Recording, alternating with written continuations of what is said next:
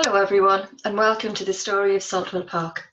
My name's Anthea Lang. I'm a local history author and tour guide, and Saltwell Park is one of my favourite places to visit.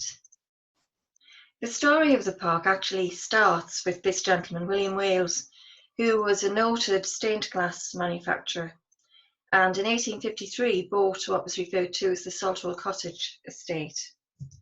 And this is a plan of what the estate looked like when Wales bought it. I've marked with a green star today's main park entrance, but the lilac star shows the entrance to William Wales's estate, and you would come through the gates there and straight into the Dean, and that was a real feature of the landscape as far as Wales was concerned. He would go on to just rent out those 4 fields that you can see, but the area to the right of the Dean, that was the area that he landscaped, and that was the area that he would go on to build his house. And this is the house. It's rather remarkable for various reasons. It was certainly completed by 1871, but unusually those walls that you can see, they'd been built by the 1860s certainly. Usually you'd build a house and then build walls to go around it, but Wales often did things in a contrary fashion.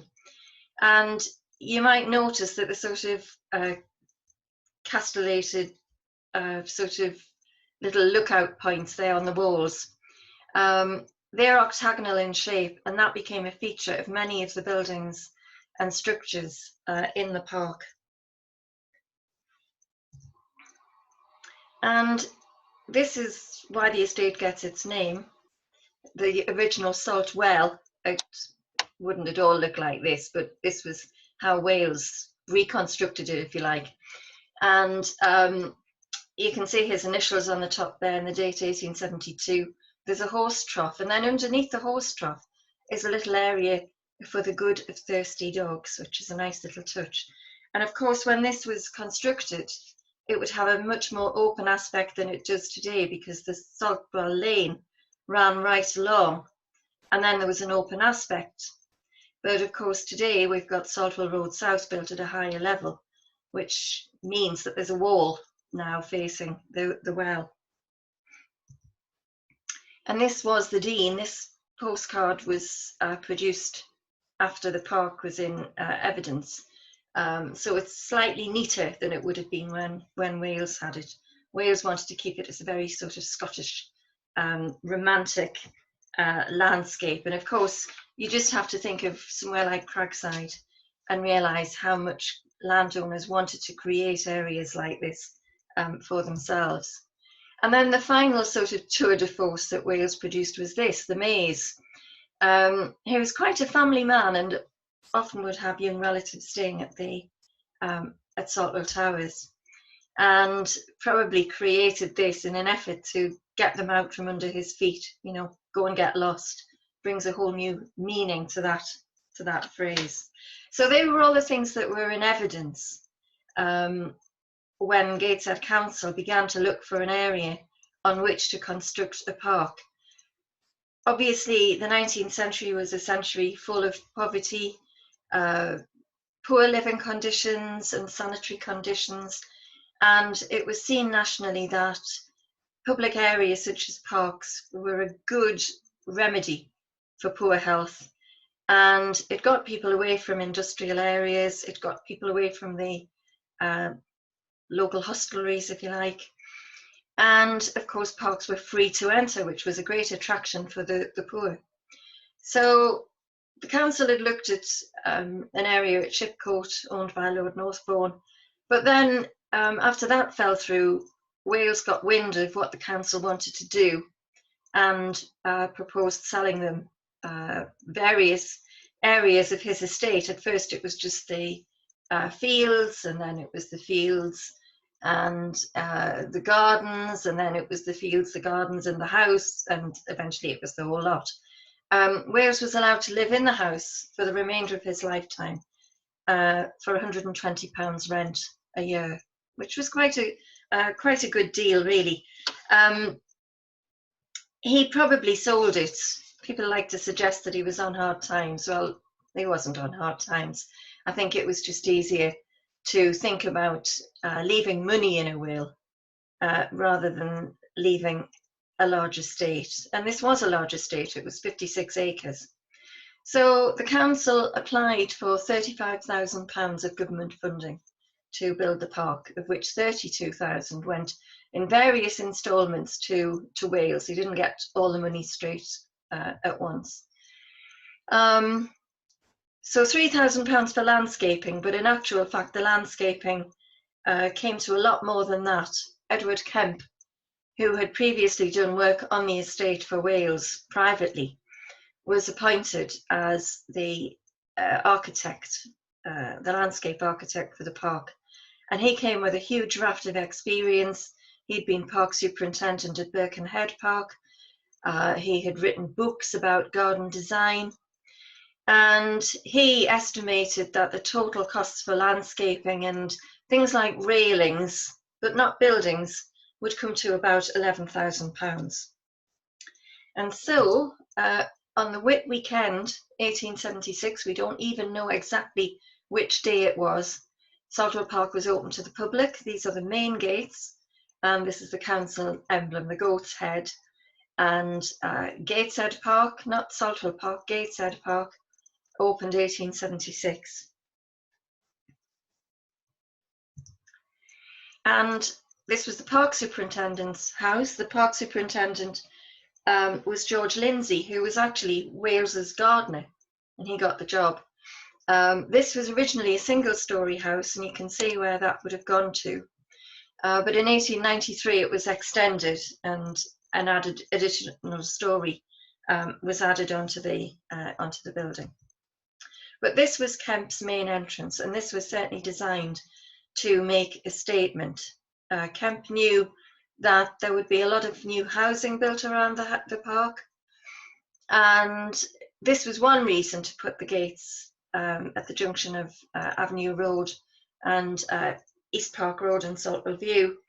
The other was that it's on an incline, so of course you came through those gates for the first time, not knowing what you'd expect, and immediately you were confronted by flowers, trees, and the hills, which all belonged to Lord Ravensworth, but the impression was that everything that you could see belonged to the park.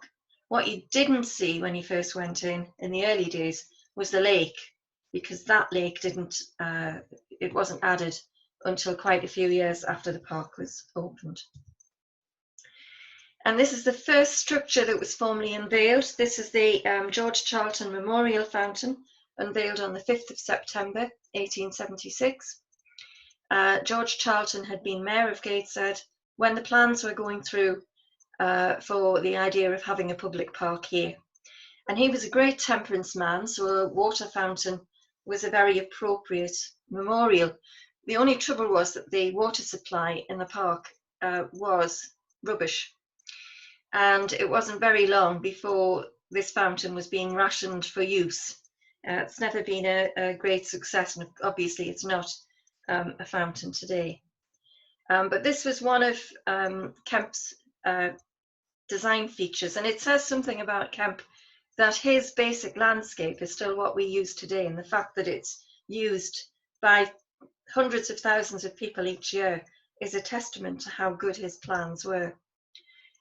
Here's something else that he designed, the Broad Walk, or the Long Walk it's referred to here. And this was the area for promenading.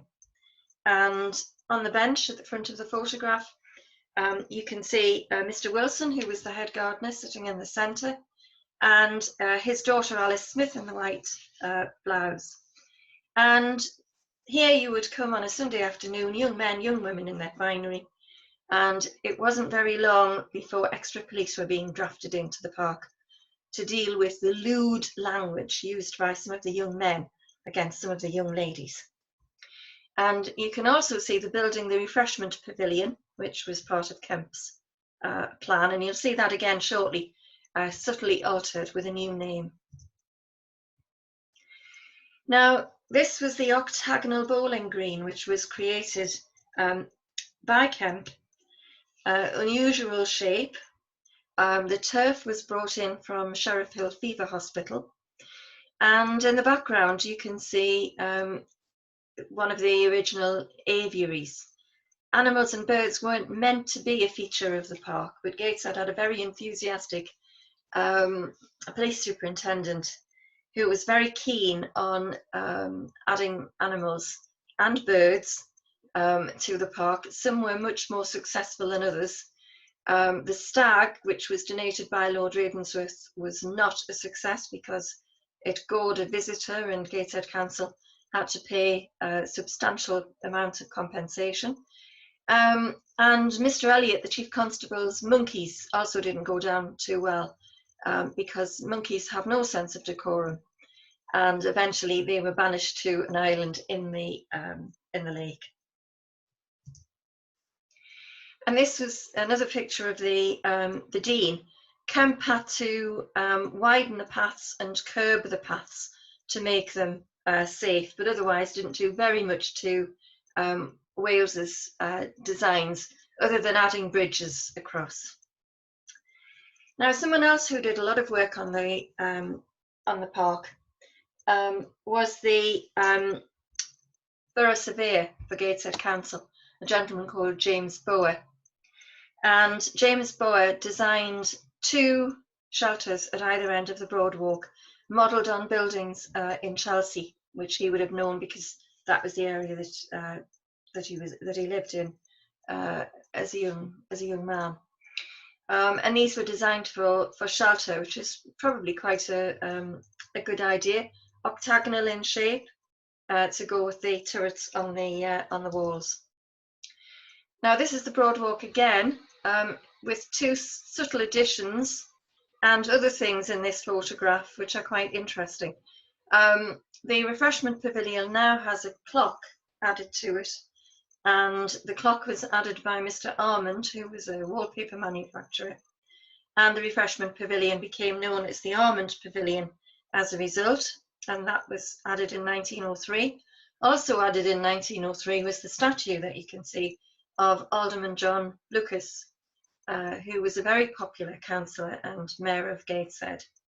The other interesting things in the photograph are the 2 prams, or perambulators as they were called, because they were actually banned under the regulations when the park was first opened. There were no wheeled vehicles allowed in the park at all, but people soon complained that prams, you know, it was ridiculous. People couldn't bring young children because prams were banned. So prams regulations were relaxed, and prams were able to be wheeled into the park. But bicycles weren't allowed into the park until 1893, and then weren't allowed to be ridden in the park. Now this is the East Lodge. Kemp had thought about lodges, but they weren't original. There are 2 lodges, and they were added at different times. This one was added in 1881. The first tenant after Wales died was a chap called Hugh Clayton Armstrong. And Clayton Armstrong wanted a house for his butler, and so asked the council to build this house, and they did. It's in the same kind of brickwork as the towers, and it's a very attractive building. And of course there are gates here, which was an important part of going into a park. It was always a good idea to have a lodge beside an entrance gate, because then people knew that they were being monitored, that they couldn't misbehave. This is the West Lodge, or as it was termed originally, the Dean Lodge. This was built in 1886 at what was effectively Wales's original entrance to the park, so just at the entrance to the Dean. And this was the home of the park's resident policeman for many years. And here you can see the lake. This was added in 1880 at a cost of £542, 3 shillings and 3pence. And it was largely designed by James Bower. The planting was designed by John Hancock. And William Wales himself had designed a rockery on the island in the lake. And what you can see in the photograph is the bandstand, and you've got a good view of the Armand Pavilion. Now the bandstand's interesting because this was actually the second bandstand, the first bandstand rotted very quickly, and the first bandstand had been much nearer the towers. This bandstand was in the area between the Broadwalk and the lake, and you can also see the rowing boats. And round the bandstand, you can note an area of concrete, and this was to stop people walking around the bandstand on the grass. The council got very annoyed about people doing that and wearing the grass away. And you'll see shortly the final remedy that they took to stop people walking around the bandstand. This was the most exotic building in the park. This was the Indo-Chinese Pavilion. And this had come from the 1887 exhibition to celebrate Queen Victoria's Golden Jubilee on Exhibition Park in Newcastle. It was used by Lyons Tea Company as a cafe, and it was the forerunner, if you like, of the Lyons Corner Houses. And this was used as a refreshment pavilion as well, to supplement the Almond Pavilion. It cost £50, but unfortunately it was never a success. It was the home to rats, and the people who tenanted the Almond Pavilion complained that they couldn't keep stores here. So eventually it was just used to store the boats from the lake over the winter. It cost the council £50. It was only designed to be a very temporary building, but it actually lasted until 1958, when it was finally demolished. And you can see it here as a background to the third bowling green, which was opened in 1901 at a cost of £385.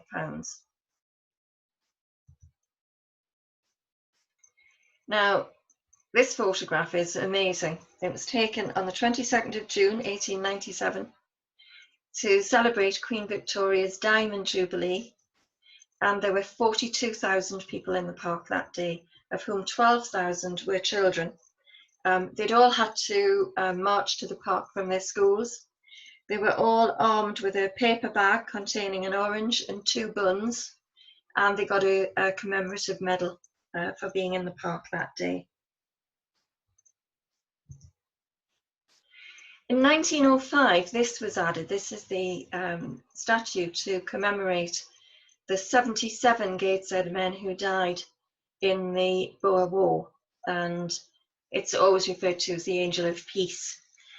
It was unveiled on the 11th of November 1905, a day which we would commemorate today as Armistice Day, but the 11th of November in 1905 had absolutely no significance whatsoever. So it's a rather interesting coincidence, that date.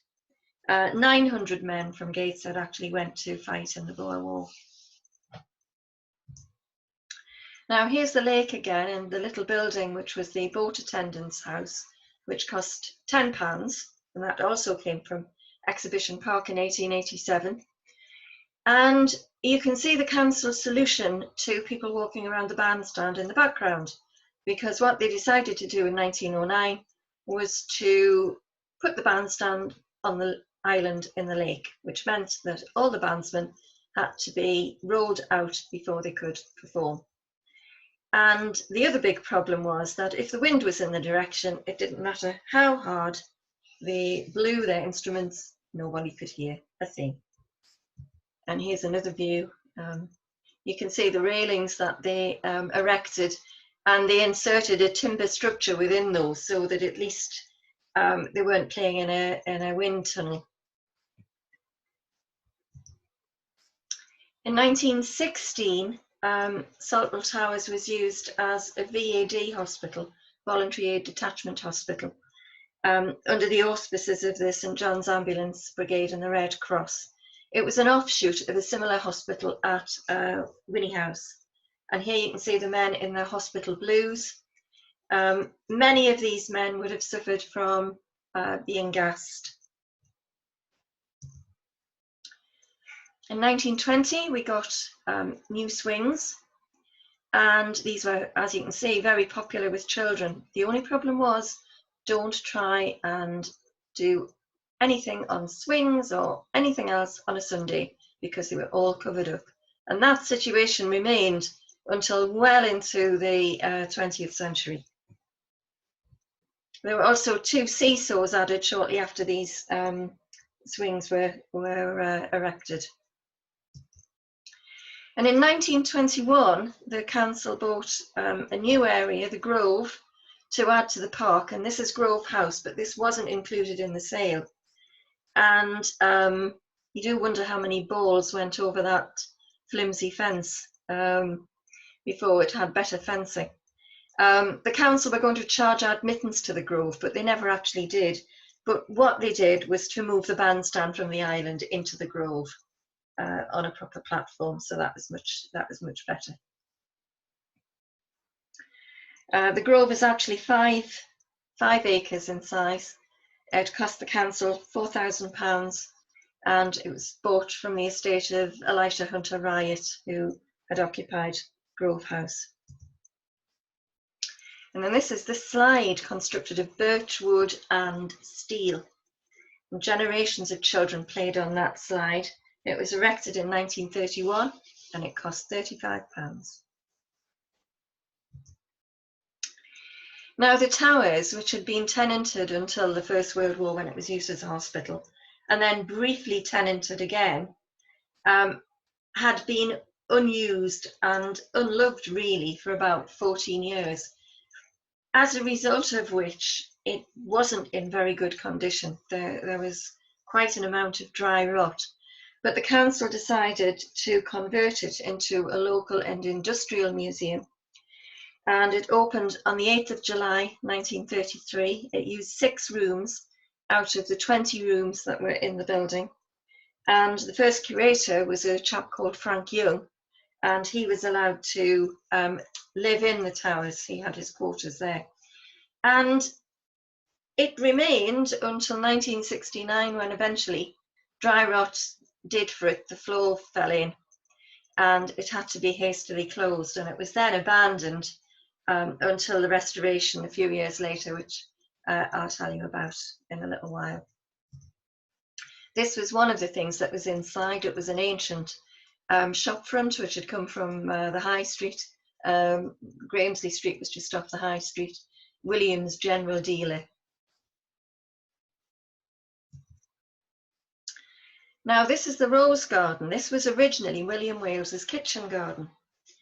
And this is an interesting addition to the park. Angus McBean, who was the park superintendent, devised a plan to use unemployed labour. There were national schemes. Councils could come up with ideas to use unemployed men for various improvements. And McBean came up with the idea of creating a rose garden in the park. So no park gardeners were actually involved in the creation of this. It was all unemployed men. They planted 3,500 rose bushes, and it was really lovely. It's still a rose garden today, but it must have been magnificent when it first opened. During the Second World War, the park was used for holidays at home because people were obviously discouraged from travelling anywhere for holidays. And so games, competitions, dances were all held in the park, 1 week in June and 1 week in August. There was a colour film. This photograph is taken from that film, which was made by one of Gateshead's policemen. And this was when the air raid shelter was being created. The air raid shelter could house 648 people. So it was the largest public shelter that you could get. And it was designed for the park because many of the houses, although some of them were substantial houses, they didn't have a lot of land or gardens on which to erect Anderson shelters. Ironically, the only stick of bombs that fell anywhere in Gateshead was actually in Saltwell Park, which blew out the windows of many of those houses that you can see in the background, and also blew out part of the windows and affected the door of the little theatre. Now, this aeroplane appeared in the park in 1982, and it was still here Stayed for 11 years. Saltwell Airways, it was christened.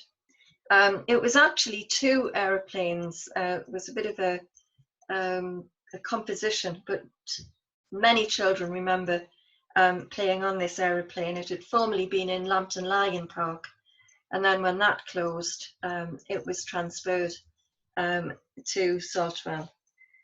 Kemp couldn't possibly have dreamed that one up.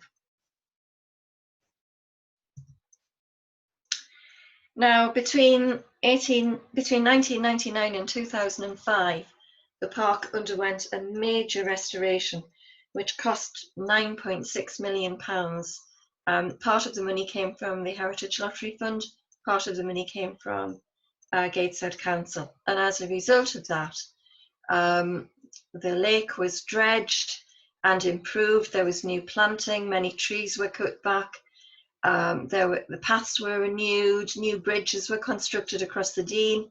But the big thing, the thing that cost most of the money, was the restoration of Saltwell Towers.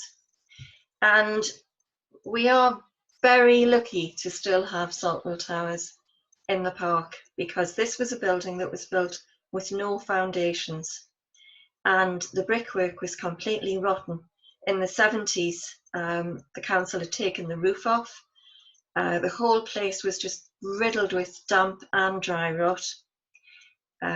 Fireplaces, which had been lovely plastered, beautiful ceilings, were all destroyed.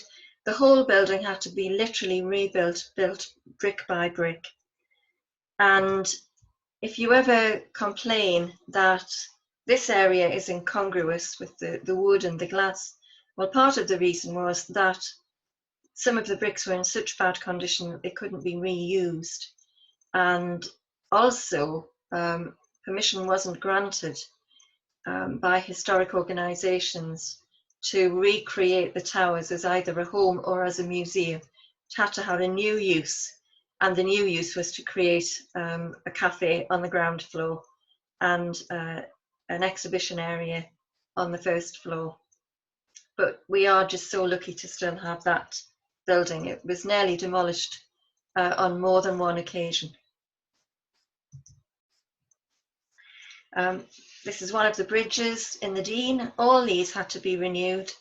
Some of the original bridges had been quite flimsy, and the Dean had become a totally overgrown area and a no-go area, really. It wasn't considered a safe area to go to.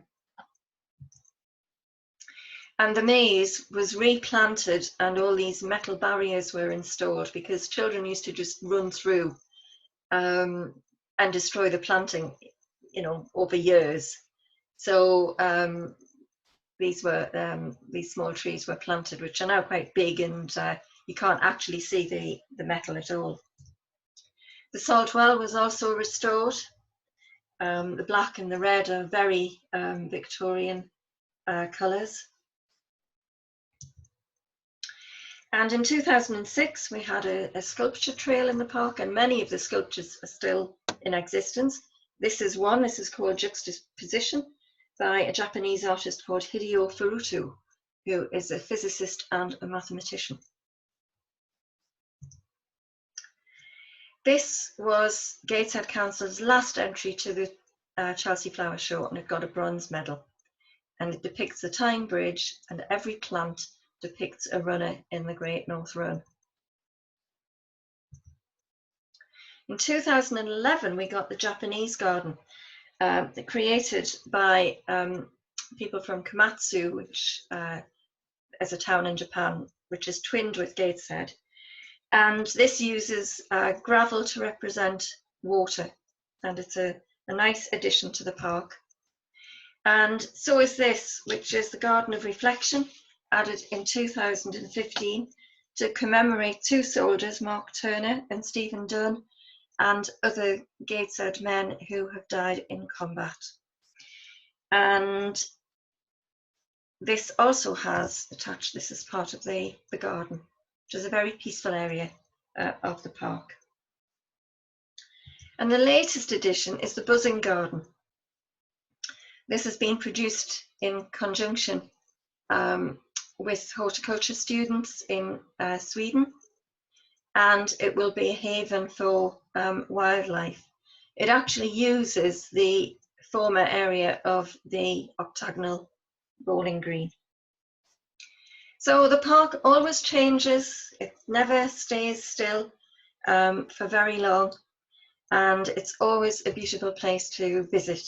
And I would just like to end on this slide, which is not Saltwell Park, this is Beamish, but this is where you will find Gateshead's original bandstand, or its second bandstand anyway.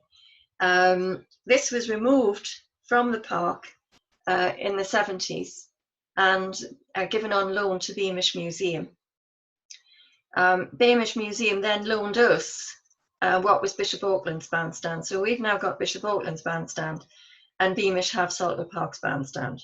So I say no more about that, but it's nice to see anyway.